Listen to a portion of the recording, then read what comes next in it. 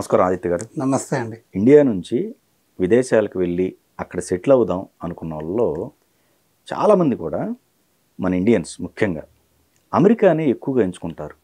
Any reason? అవునండి. ఏంటంటే అసలు ఎవరైనా సరే యుఎస్ మైగ్రేట్ అవ్వాలని బాగా ఇష్టపడతారండి. ఎందుకు అంటే అమెరికాని అసలు ఎలా అంటారంటే అమెరికా అయితే ల్యాండ్ ఆఫ్ ఆపర్చునిటీస్ అంటారు.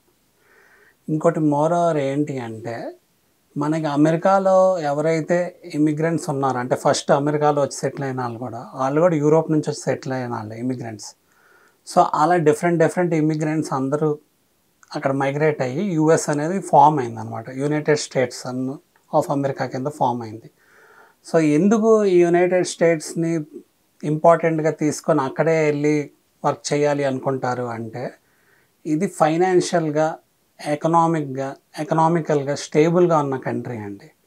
సో దాన్ని ల్యాండ్ ఆఫ్ ఆపర్చునిటీస్ అని అందుకే అంటారు. అలాగే ద అమెరికన్ డ్రీమ్ అనే కాన్సెప్ట్ ఒకటి ఉంది. అమెరికన్ డ్రీమ్ అంటే అక్కడ వెళ్ళి సెటిల్ అయ్యి అక్కడ ఇల్లు కొనుక్కుంటాం కానీ అక్కడ సెటిల్ అవడానికి ప్రతి ఒక్కరికి ఎవరైతే కష్టపడి ముందుకు వెళ్ళాలి అనుకుంటున్నారో ఈక్వల్ అమౌంట్ ఆఫ్ ఆపర్చునిటీస్ అమెరికాలో ఉంటాయి.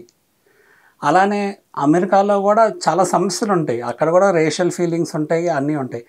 బట్ కంపారిటివ్లీ లా పరంగా తీసుకుంటే అవన్నీ కంపారిటివ్లీ తక్కువ ఉంటాయి వేరే కంట్రీస్తో పోలిస్తే. ఓకే. సో అందుకే ఇండియన్స్ ఎక్కువ తెలుగు పీపుల్ కానీ ఇండియన్స్ కానీ ఎక్కువ మైగ్రేట్ అయ్యి యుఎస్ వెళ్ళడానికి ఇష్టపడతారు. అలాగే ఈ యుఎస్లో ఏమైంది అంటే మన వాళ్ళు వెళ్ళి ఇంతకుముందు 15 years 20 years బ్యాకే వెళ్ళి అక్కడ సెటిల్ అయ్యటం స్టార్ట్ చేశారు. సో అప్పుడులో ఉన్న సిచ్యువేషన్స్ ఏంటి అంటే 10 to 15 years 15 to 20 yearsలోనే వాళ్ళకి గ్రీన్ కార్డ్ వచ్చేది.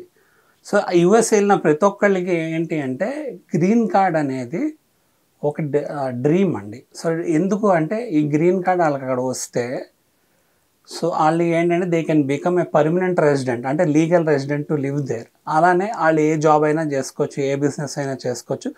ఒక ఇండియన్ సిటిజన్కి ఏవైతే ప్రివిలేజెస్ ఉంటాయో అలా వాళ్ళు అక్కడ ఫ్రీగా ఉండడానికి అన్ని ప్రివిలేజెస్ ఉంటాయి. Of course citizenship fundamental rights like voting rights అలాంటివి ఉండకపోవచ్చు. బట్ గ్రీన్ కార్డ్ వచ్చాక ఆ గ్రీన్ కార్డ్ బేస్ చేసుకొని సిటిజన్షిప్ అప్లై చేసే రైట్ కూడా వాళ్ళకు ఉంటుంది. సో ఇప్పుడు ఏమవుతుందంటే ఎక్కువ మంది యుఎస్కి మైగ్రేట్ అవుతున్నారు కాబట్టి స్లోగా గ్రీన్ కార్డ్ వచ్చే సిచ్యువేషన్ డ్యూరేషను బాగా పెరిగిపోవటం జరిగింది. పెరిగిపోయి అదేంటంటే మోర్ దెన్ 50 yearsకి వెళ్ళిపోయింది. సో చాలామంది ఏంటంటే అప్పుడు ఏంటంటే ఆల్టర్నేటివ్ ఆప్షన్స్ ఏమున్నాయి, ఇంతకుముందు చదువుకొని వస్తానికి యూరోప్లో స్టడీస్ బాగుంటాయి, టాప్ యూనివర్సిటీస్ యూరోప్లో ఉన్నాయి అనే ఉద్దేశంతో యూకే అటువైపు కూడా వెళ్తూ ఉండేవాళ్ళు. సో యూకే రూల్స్ కూడా మారినాయి.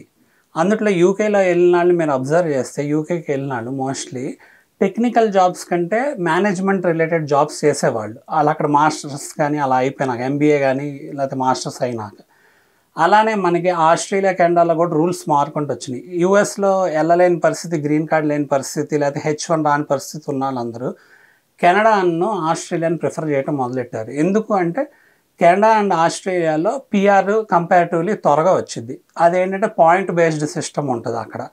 అలానే అక్కడ పిఆర్ వస్తే మనకి వర్క్ చేసే ఎబిలిటీ ఉంటుంది అనమాట. దాంట్లో కూడా temporary PR, permanent PR, province PR, full country PR అలా వేరియస్ పిఆర్స్ ఉంటాయి. కానీ కెనడాలో ఆస్ట్రేలియాలో పిఆర్ వచ్చినా కూడా టెక్నికల్ జాబ్స్ కంటే కూడా మోస్ట్లీ ఏంటంటే non technical or management oriented jobs చేసేవాళ్ళు కూడా ఉంటారు ఎక్కువ.